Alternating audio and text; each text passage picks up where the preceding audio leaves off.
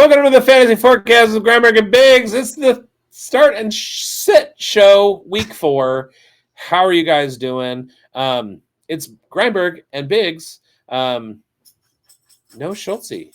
What happened to Schultze? Did somebody wrap him up in a tarp, tie him to cinder blocks, and dump him in under the ice and none of it? No, not at all. I'm not sure he's with us right now though. He's indisposed, if you will. He is on the edge of the hurricane Elaine, and yeah. He's getting some thunderstorms. Funny story in North Carolina, they canceled school for tomorrow, and the thunderstorms are supposed to stop tonight. So Schultze gets a day off from taking his kid to school. That's pretty cool. But with that, hit the intro. Let's go!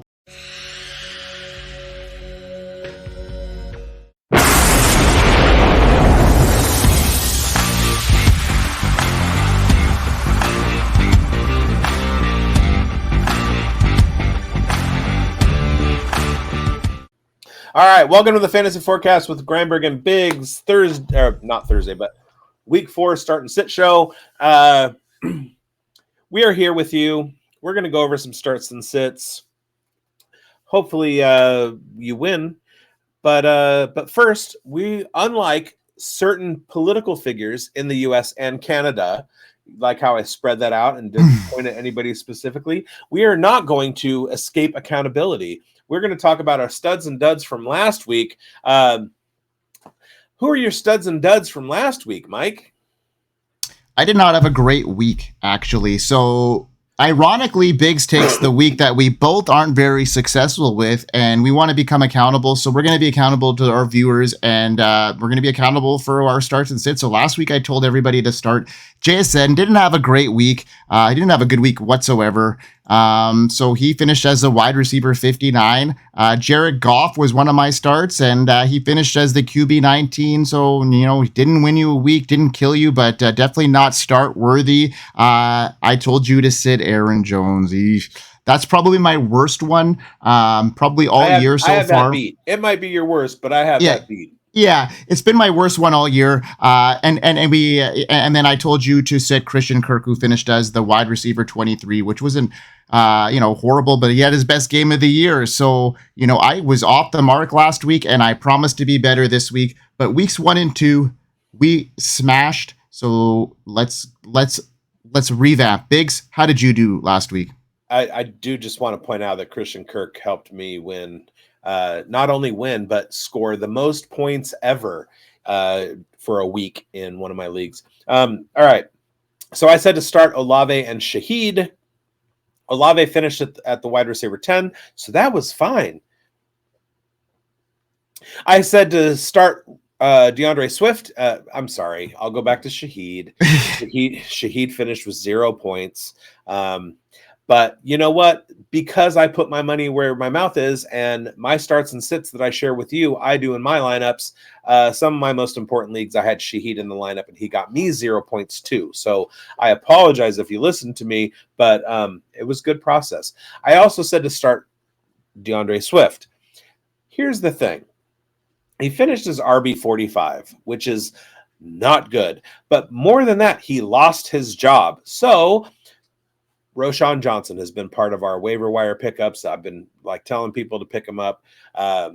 He's been a big topic in our shows this week, and it seems like the industry is riding my coattails. So DeAndre Swift, RB 45, and he lost his job. That's not a great call, Brendan. Mm-hmm. All right, I said to sit Houston running back Cam Akers. He finishes RB 29, so kind of like Jared Goff. Losing an RB 29 didn't break you, but it also didn't Anyway, and I said sit the Jacksonville wide receiver crew. We talked about Christian Kirk. Brian Thomas Jr.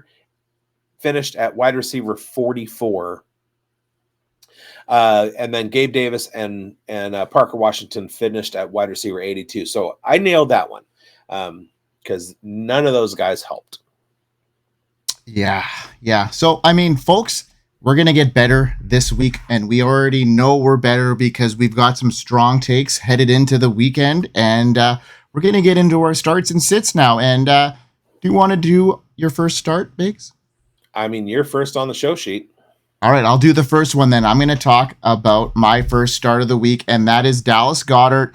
And he is a start of the week, not only for the tight end, but I use him in a flex position if I was strong at tight end, but you're probably not after the first couple weeks of the year. Now, his recent performance against the Saints was nothing short but a spectacular. Goddard caught 10 passes, 170 yards, showcasing his ability to dominate when given the opportunity. He accounted for over half of the quarterback Jalen Hurts passing yards in that game, demonstrating his importance to the Eagles' offensive scheme when both Brown and Smith are out, and looks like they're going to be out again this week, and Goddard should be in line for another hefty target share. While it's true the Bucs have been strong against tight ends, we can overlook Goddard's recent breakout. They did manage to limit players like Zach Ertz and Sam Laporta in previous weeks, but Goddard is going to be the main target there, and I think they're going to use him all over the field. And I think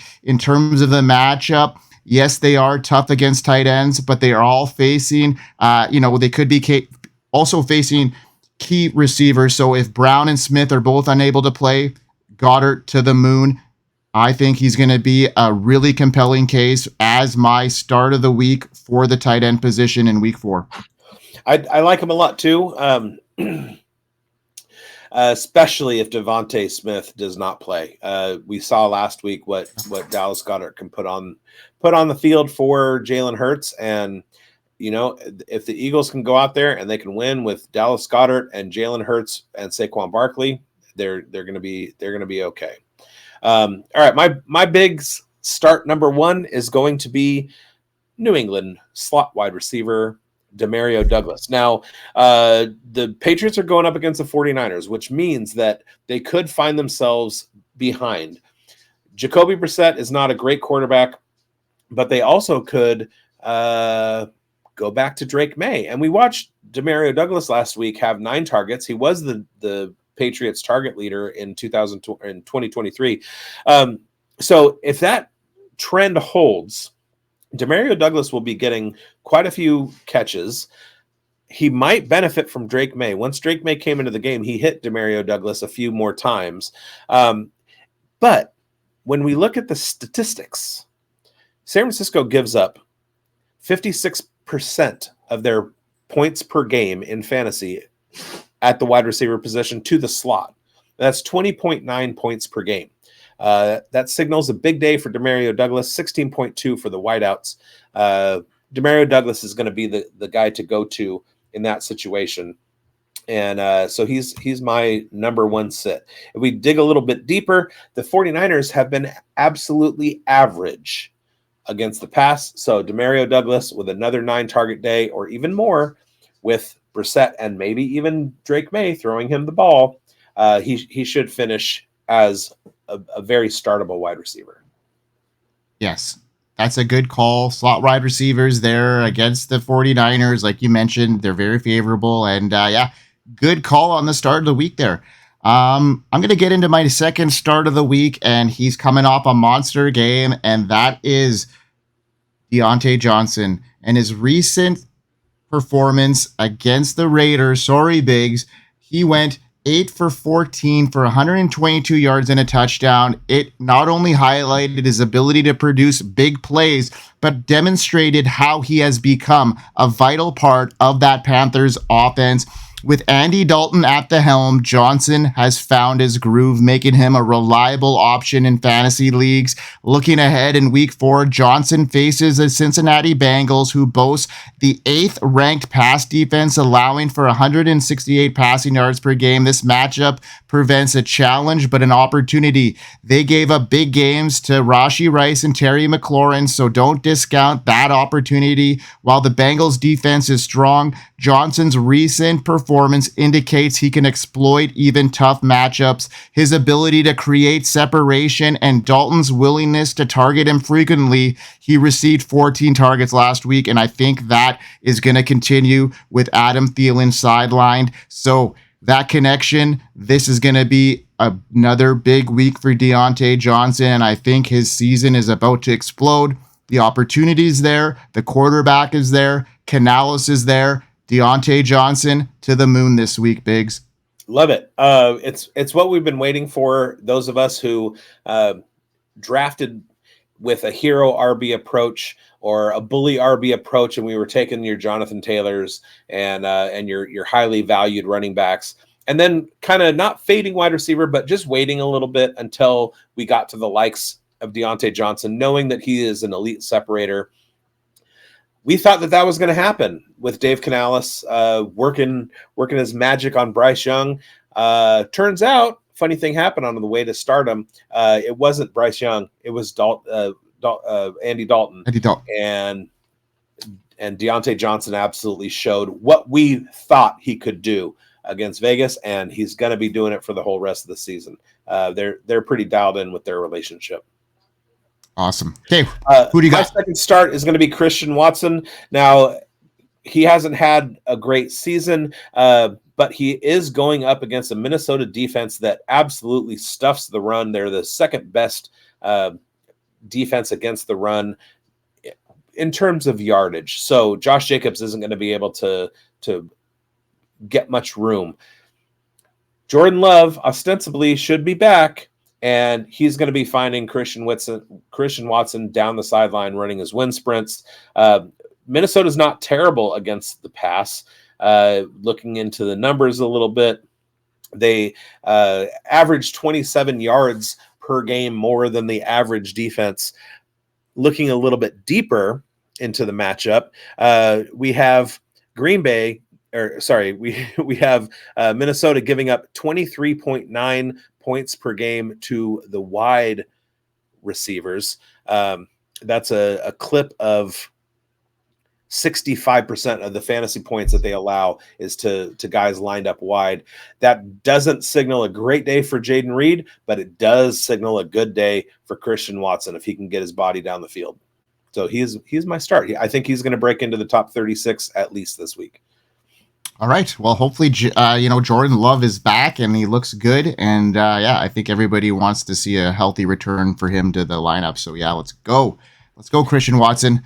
Yeah. Now let's get to the sits. And I'm a little bit crazy. So you might be surprised at some of these sits because they are high value targets. And my first one is going to be Garrett Wilson.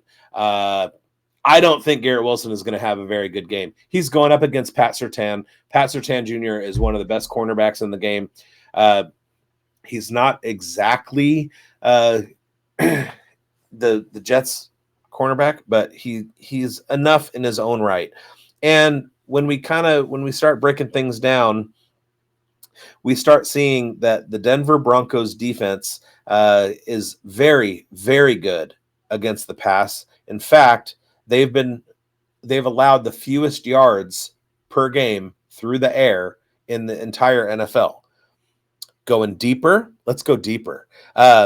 We get 11 points per game, both to the slot and to wideouts. So there's not going to be much room for Garrett Wilson. He's going to be shadowed the entire time by a Pro Bowl quarterback.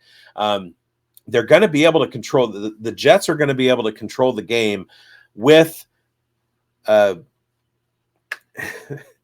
Hall and Braylon Allen and a little bit of the other guy. Davis? Nope, the wide receiver. My brain just sharded all over the place. Alan Lazard is what I was trying to think of. They're not going to have much need for Garrett Wilson, and Garrett Wilson isn't going to be open anyway. So sit Garrett Wilson. I know that's crazy to say, but sit Garrett Wilson. So in these brain farts, if there was a place you could just ask a question really fast, to remind you of who Alan Lazard, where would you go? I would go to the Fantasy Sports Advice Network app. We are here. FantasySportsAdvice.com, offering the best fantasy sports social media platform. Why join endless Discord communities or the trolls of Reddit? Fantasy Sports Advice is a community designed to help you win with 24/7 support. Go to fantasysportsadvice.com and become a pro member for unlimited access. Again, go to fantasysportsadvice.com today. That was pretty insane. I saw you twitch in the sidelines there, Biggs. Yeah, I got money on Rico Dowdle scoring a touchdown, and he just took a little flare pass from Dak Prescott to the house. But there was a holding call on the Cowboys. I just they called it a touchdown. That's money for me. Let's go. Rico Dowdle, touchdown. I'm going to talk about one of my sits of the week, and it's going to surprise people. It's going to hurt people that have a lot of stock in Anthony Richardson, and he stands out as a player to be on my bench this week. While he began the season with promise, his recent performances have raised significant concerns about his viability as a starter. Statistically speaking, his trajectory suggests that the week is the week to be on the sidelines. He burst into the scene week 1, finishing as the QB4, and then he had the last 2 outings. Stark contrast. He was the QB 29 in those 2 games. Now he's got a matchup against the Steelers that only adds to the case of sitting Richardson. While their defense has faced a mixed bag of opponents, they have shown enough tenacity and to disrupt struggling offenses, and that's what the Colts are right now outside of Jonathan Taylor. So I just think that this is the week you're going to sit Richardson. There's going to be a lot more viable options out there with better matchups, so it just might be the smart move for fantasy owners to avoid him in a low-scoring outing. Yeah, and I had Jonathan Taylor as a sit last week, and he wound up RB5. So I'm not sitting him against really good run defenses anymore, but I'm not huge on Anthony Richardson against the Steelers defense this week.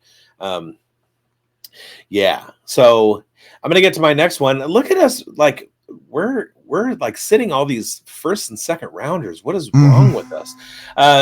Garrett Wilson and Anthony Richardson. These are like high stock guys.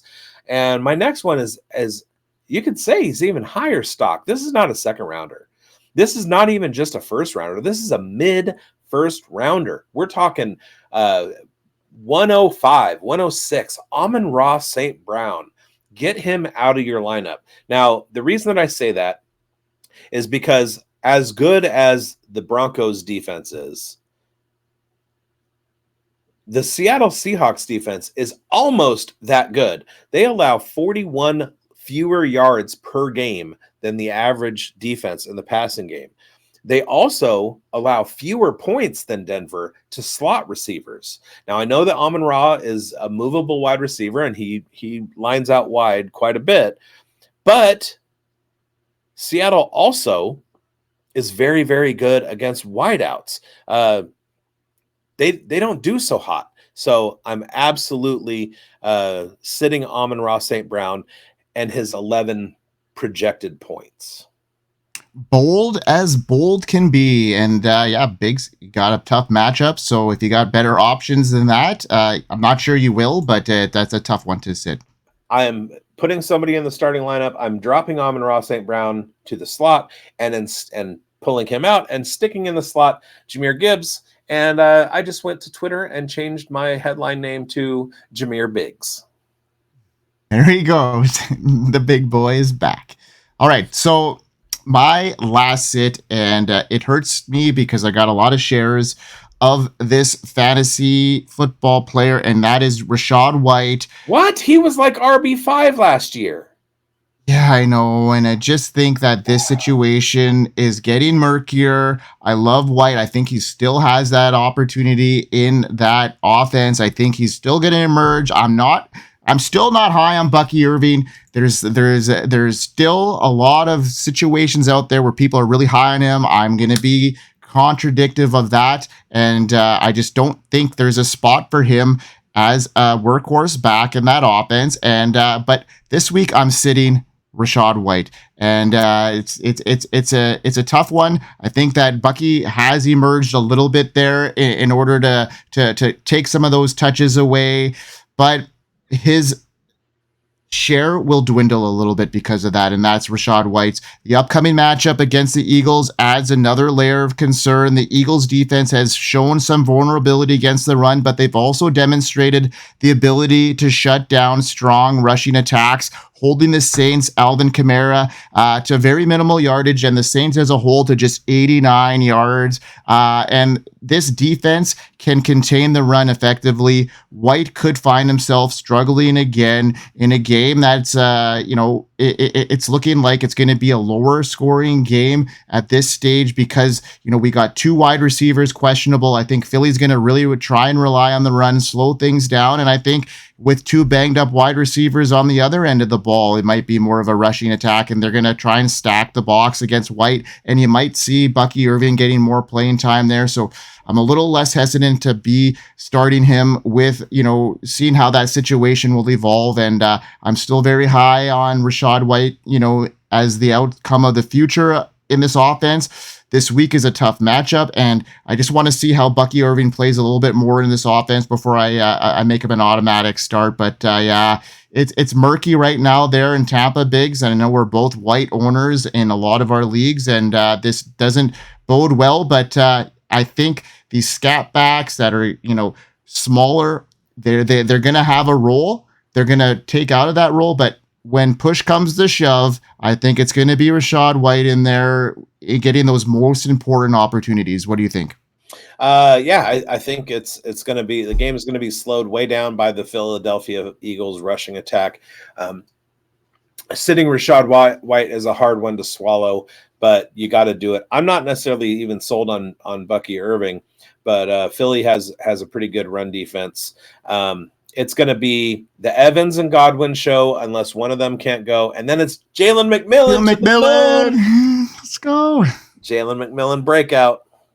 So, Biggs, I wanted to point something out here is I think our viewers are really high on your Roschon Johnson take as a waiver wire ad because we're pushing we're pushing 3,000 views on that one clip. So we want to thank our viewers. We want to thank everybody that listens to our show, likes and subscribes to everything Fantasy Forecast is doing these days. And we really appreciate you. And same with the Fantasy Football Advice Network. We appreciate all our viewers. And what's really funny is the couple days after we recorded that episode and I said, go pick up Roschon Johnson, everybody else in the industry said the same thing. So when we get our shows out a day before, there's a reason, because we want you to get your bids in quicker. We want you to get your bids in more effectively. So follow us on X at BigBonedFFB, at FFCanuck99, and find us on the Fantasy Sports Advice Network website, because we'll be answering questions there too. And Biggs, find you on Sunday mornings at Breakfast with Biggs, right? Breakfast with Biggs right here. We will be on every Thursday night with the Points After Thursday after the Thursday night game. We're recording this during this Thursday night game. That's why I got so excited about the Rico Dowdle touchdown. Also, I'm on with Queen's Ransom. I'm on with Amber. We've got a show that live streams every Wednesday night. So if you know people in the Queen's Ransoms leagues and stuff like that, go ahead and direct them there. I am now the co-host, so I can tighten up my tie. And you mentioned Twitter. Yeah, you can find me at BigBonedFFB, but wouldn't it be more fun to search the Twitter search for Jameer Biggs, BIGGS? I think that's fun. It's fun. You are fun. You're fun. We hope you win.